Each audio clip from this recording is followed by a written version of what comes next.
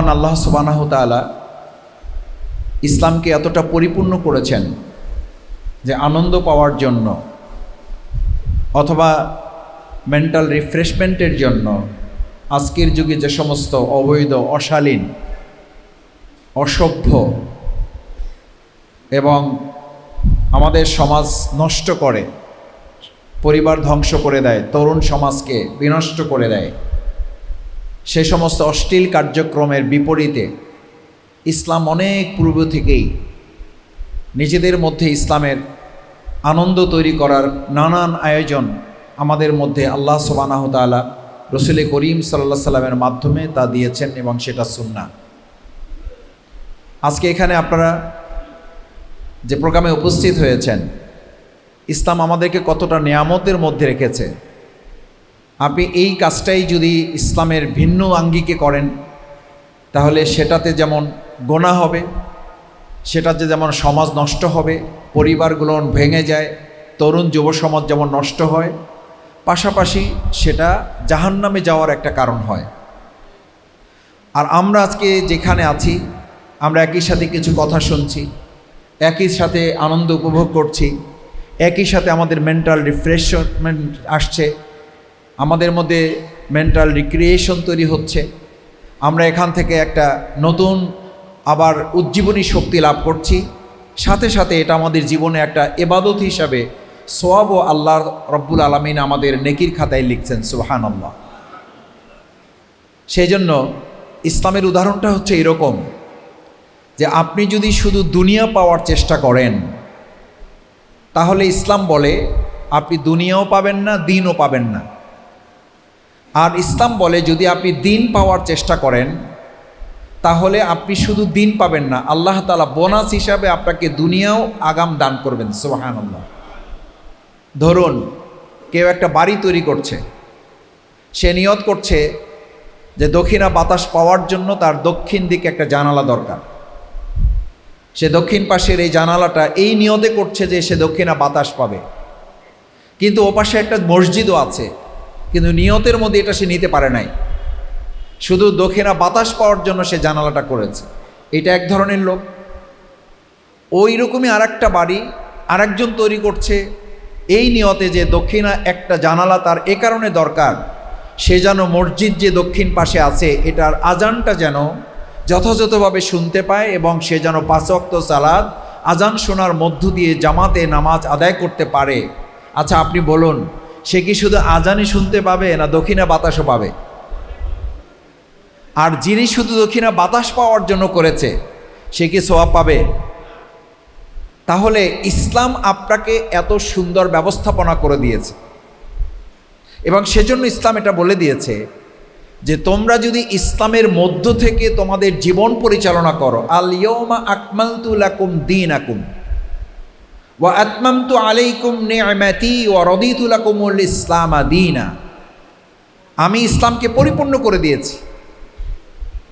নামাজ পড়ার জন্য মসজিদে যেতে হবে আর সংস্কৃতির জন্য তোমাদেরকে অশ্লীলতার কাছে যেতে হবে, এটার নাম ইসলাম নয়। আমাদের সমাজে আমরা ইসলামও পছন্দ করি, নামাজও পড়ি, আবার আমরা সিনেমা হলে গিয়ে, আর এখন তো সিনেমা হলে যেতে হয় না, এখন এক একটা মোবাইল, এক একটা সেট আমাদের কাছে, এক একটা স্মার্টফোন আমাদের কাছে গোটা পৃথিবী উন্মুক্ত করে দিয়েছে। এখন আমি যদি মসজিদে নামাজও পড়ি, আমি যদি আবার অশ্লীলতা, বেহায়াপনা, অপসংস্কৃতি এটাও ধারণ করি, তাহলে দুটো মিলে আপনাকে ইসলাম বলে দিয়েছে ওয়া আতমামতু আলাইকুম নি'মাতি, তোমাকে তো আমি সমস্ত নিয়ামত দিয়ে পরিপূর্ণ করেছি। ইসলামের মধ্যে সব নিয়ামত আছে। নামাজে তুমি যেমন ইসলাম মেনে মসজিদে গিয়ে আল্লাহর দাসত্ব করে প্রশান্তি লাভ করো, ইসলাম মেনেই যদি তুমি সংস্কৃতিটা লালন করো তাহলে ওর মধ্যে তোমার প্রশান্তি থাকবে, ব্যক্তি সমাজ জীবনে অশান্তি আসবে না। কিন্তু তুমি যদি অশ্লীলতার মধ্যে যাও তাহলে ক্ষণস্থায়ীভাবে তুমি শান্তি লাভ করলেও গোটা জীবন এবং রাষ্ট্রীয় পর্যায়ে বিপর্যয় নেমে আসবে, শুধু না অশান্তি এবং বিশৃঙ্খলা দেখা দিবে। সম্মানিত সুধীমণ্ডলী, ভাই এবং বন্ধুগণ, আজকে বাংলাদেশ জামাত ইসলামী যে আয়োজন করেছে, এই আয়োজনের প্রত্যেকটি পর্ব আপনি বিবেচনায় নিয়ে খেয়াল করবেন যে বাংলাদেশ জামাত ইসলামী শুধুমাত্র আপনাকে 5 ওয়াক্ত সালাতের মাধ্যমেই ইবাদতের কথা বলে না। এটা যেমন একটি আল্লাহর নির্ধারিত ফরজ ইবাদত, ঠিক একজন মানুষের জীবন থেকে, জন্ম থেকে তার প্রত্যেকটি হাঁটা চলা, কথা বলা, প্রত্যেকটি চোখের চাহনি, প্রত্যেক চোখের ইশারা, এগুলো প্রত্যেক কার্যক্রম এমনভাবে ইসলাম তৈরি করে দিয়েছে, যদি আপনি ইসলামের বিধান মেনে পৃথিবীর সবচেয়ে নিকৃষ্ট জায়গা ওয়াশরুম ব্যবহার করেন, যেখানে ইসলাম বলে দিয়েছে আপনি বাম পা দিয়ে ঢুকবেন, ডান পা দিয়ে বের হবেন, এই সময়টুকু যদি ইসলামের আলোকে আপনি ব্যবহার করেন, তাহলে এই সময়টুকুকেও ইসলাম বলে দিয়েছে আপনার জন্য এখানে বরকত এবং নেকি আপনার জন্য বরাদ্দ করা হয়। সুবহানাল্লাহ। সম্মানিত ভাই এবং বন্ধুগণ, আজকে বাংলাদেশ জামাত ইসলামী মতিঝিল দক্ষিণ থানা এই ঈদ পুনর্মিলনের মধ্য দিয়ে দ্বিতীয় আর একটা মেসেজ আপনাকে দিতে চায়। পুনর্মিলন, আল্লাহ সুবহানাহু ওয়া তাআলা আমাদেরকে পৃথিবীতে প্রেরণ করার সময় সবাইকে আলমে আরওয়াহ, রুহের জগতে একত্রিত করেছিলেন, মিলিত করেছিলেন। একজন একে আসছে, আরও আগে আসছে, এখন আসতেছেন, পরে আসবে, কিন্তু আলমে আরওয়াহ রুহের জগতে আমাদের সবাইকে একসাথে রাখা হয়েছিল। এবং আল্লাহ তাআলা আবার বলেন, সুম্মা ইলাইনা তুরজাউন, আবার তোমাদেরকে আমি মৃত্যুর পরবর্তী এক জায়গায় মিলিত করব এবং তখন হিসাব নিকাশের ভিত্তিতে তোমাদেরকে জান্নাত এবং জাহান্নাম নির্ধারিত করা হবে। আজকে এখানে আমরা যারা একত্রিত হয়েছি, আমাদেরকে দুটো মিলনের কথা মনে করিয়ে দেয়। এক, আমরা আলমে আরওয়াহ রুহের জগতে সূরা আরাফের 172 নম্বর আয়াত। আমার ভাইয়েরা, আমরা শুধুমাত্র কোনো একটা অনুষ্ঠানে এসে যেন উপভোগ করলাম, আনন্দ নিলাম, কিন্তু সেখান থেকে কিছু শিখলাম না, জানলাম না, বুঝলাম না, আমার জীবন পরিবর্তনের জন্য কোনো সিদ্ধান্ত নিতে পারলাম না, তাহলে ওই সময়টুকু কার্যকর হবে না। আল্লাহ তাআলা সেই জন্য সূরা আরাফে বলেন যে আমি ওয়াইদ আখাযা রাব্বুকা মিন বানি আদম, হে বনি আদম, আমি তোমাকে যে সৃষ্টি করেছি, রাব্বুকা মিন বানি আদম মিন যুহুরিহিম যুররিয়াতাহুম, তোমাদেরকে বনি আদম সৃষ্টি করার যে যুররিয়া সৃষ্টি করে দিয়েছি। ওয়া আশহাদাহুম আলাস্তু বিরাব্বিকুম ক্বালু বালা, তোমাদেরকে একসাথে রুহের জগতে আমি এক জায়গায় করেছিলাম।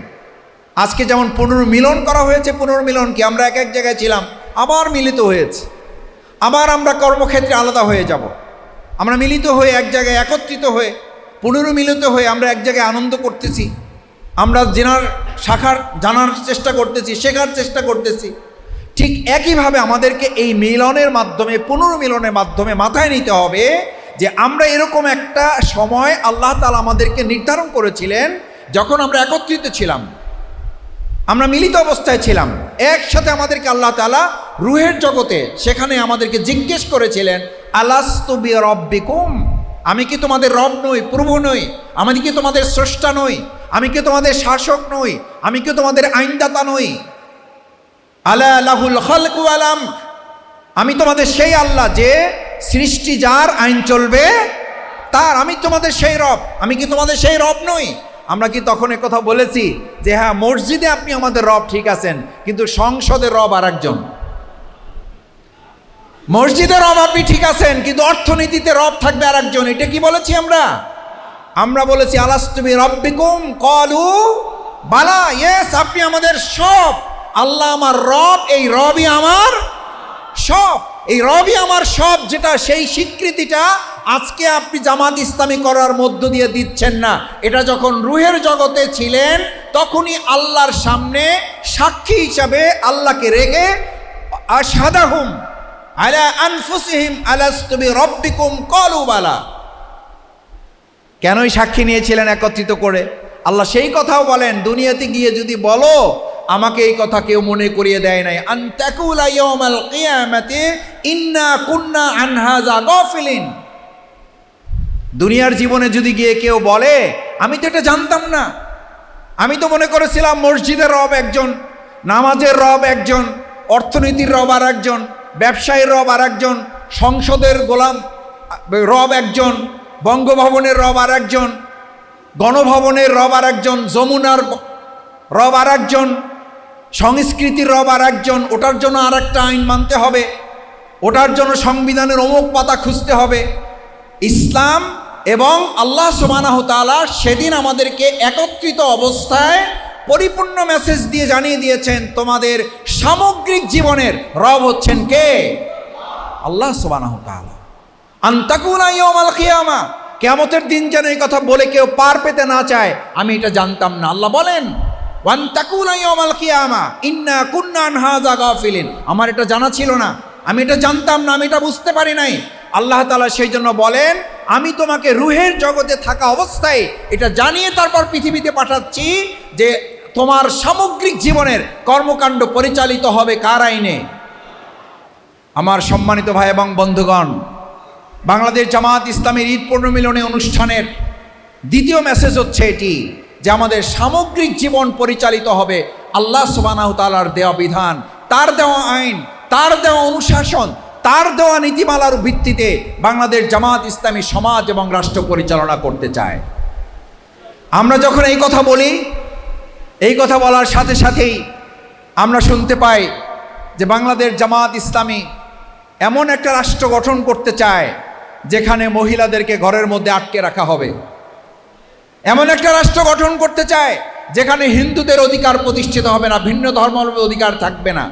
অথচ আমরা জানি এই ইসলাম হচ্ছে সেই ধর্ম যেখানে মহিলাদের জীবন্ত কবর দেওয়ার ব্যবস্থা ছিল ইসলাম আসার আগে।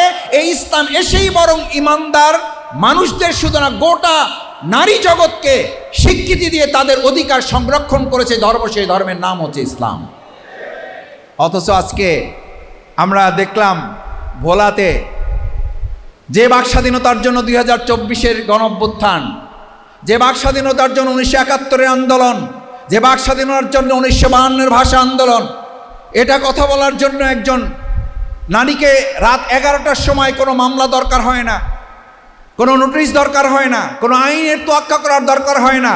উপর থেকে নির্দেশ দিয়েছেন, পুলিশ তাকে ধরে নিয়ে এসেছেন, গ্রেপ্তার করেছেন, গ্রেপ্তার করে তাকে থানায় নিয়েছেন, থানায় তাকে আটকে রাখা হয়েছে, জেলখানায় প্রেরণ করেছেন। তার একটা প্রতিবন্ধী সন্তান, এরকম একটা অমানবিক অবস্থার তৈরি যারা করেছেন, তাদের এই কষ্ট দেখার পরে আমরা বাংলাদেশে তথাকথিত নারী প্রগতির নামে যারা ইসলামের দোহাই দিয়ে মাঝে মধ্যে ইসলামের একটু এদিক ওদিক হলে যারা শিয়ালের মতো হুক্কা হুয়া তোলেন, তারা এই সমস্ত কার্যক্রমে মুখে তালা দিয়ে তারা বসে থাকেন।